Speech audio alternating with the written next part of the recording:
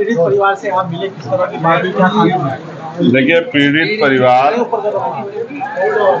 3 हफ्ते से ज्यादा का समय हो गया है और अभी तक सभी लोगों की गिरफ्तारी नहीं हुई। मेरी पीड़ित परिवार से बात हुई, उनकी एक ही मांग है कि इस पूरी घटना को अंजाम देने वाले जो मुख्य लोग हैं, जिन्होंने इसका संरक्षण किया, जिनकी जानकारी में सब हुआ, जिन्होंने आरोपियों को बल दिया इतनी बड़ी घटना को अंजाम देने का, उनकी गिरफ्तारी होनी चाहिए और उन पर सख्त से सख्त कार्रवाई होनी चाहिए। परिवार और कुछ नहीं चाहता, सिर्फ न्याय चाहता है और मैं चाहता हूं और हमारे पूरे क्षेत्र की इसकी, क्योंकि मैं यहाँ पैदा हुआ हूँ, ये मेरा घर भी है हरिद्वार। हमारी ये मांग है कि किसी भी कीमत पे बहन बेटियों के साथ जुर्म ज्यादती बर्दाश्त नहीं की जाएगी और ऐसा अपराध करने वाले, उनको सह देने वाले हर व्यक्ति पे, चाहे वो सत्ता का व्यक्ति हो, चाहे वो विपक्ष का हो, कोई भी हो, कितने बड़े ताकतवर हो, उसको बचाने का प्रयास शासन और प्रशासन ना करे। मैं समझता हूं जिस तरह की चीजें मुझे बताई गई है, मैं किसी निर्दोष को सजा के पक्ष में नहीं हूं, लेकिन दोषियों को बचाने के लिए अगर नेता, सत्ता में बैठे नेता अगर अपना योगदान देंगे तो उनको ये नहीं भूलना चाहिए कि परिवार उनके भी हैं, बच्चियां उनके घरों में भी है। जिसका जाता है उसे तकलीफ होती है। ये बहुत घटना जो है ये डरावनी घटना है और उत्तराखंड पुलिस के इकबाल पे बहुत बड़ा सवाल है। यहाँ के एसएसपी, मैं उनसे पहले से परिचित हूँ, जब हम यहाँ काम करते थे तो वो यहाँ के एसपी सिटी थे देहात, और अब वो यहाँ एसएसपी बनके जिले को चला रहे हैं। मुझे उनके ऊपर भरोसा है कि उनके नेतृत्व में कठोर कार्रवाई होगी और कोई दोषी नहीं बचेगा। अभी मेरी उनसे बात हुई है, उन्होंने एक बिटिया जो इस घटना में जिनको इन्वॉल्व किया गया है, जिन पे शक है, जिनका इस पूरी घटना जोड़ा गया है, उनके लिए कहा है कि वो बिटिया है, हम चाहते हैं उसमें जांच है। मैं उस पर सहमत हूँ।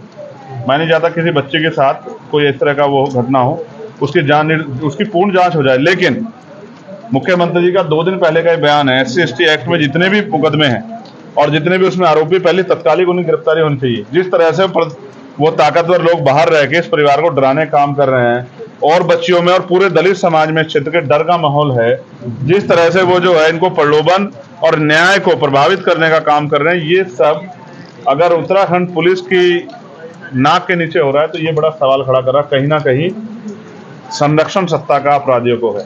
मैं मुख्यमंत्री से मांग करता हूं, मैं यहाँ के सीनियर अधिकारियों से मांग करता हूं कि अपनी जिम्मेदारी का निर्वहन करें। और मुझे आशा थी कि उत्तराखंड के मुख्यमंत्री, अभी यहाँ मंगलौर में चुनाव था, यहाँ आए थे, मुझे आशा थी कि वो यहाँ आके इस परिवार का दुख बांटेंगे।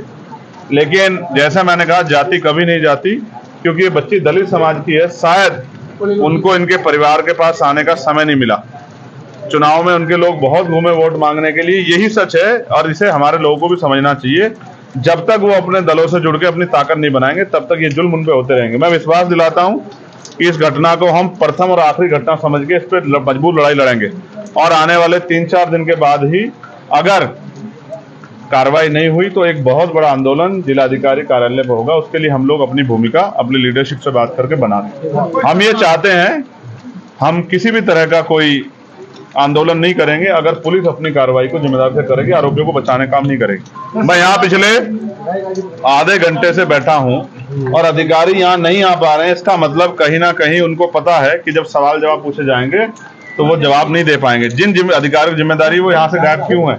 वो इसलिए गायब है क्योंकि उनको पता है कि वो अपनी ड्यूटी से धोखा कर रहे हैं, अपने कर्तव्य धोखा कर रहे हैं, इसलिए वो यहाँ से गायब है।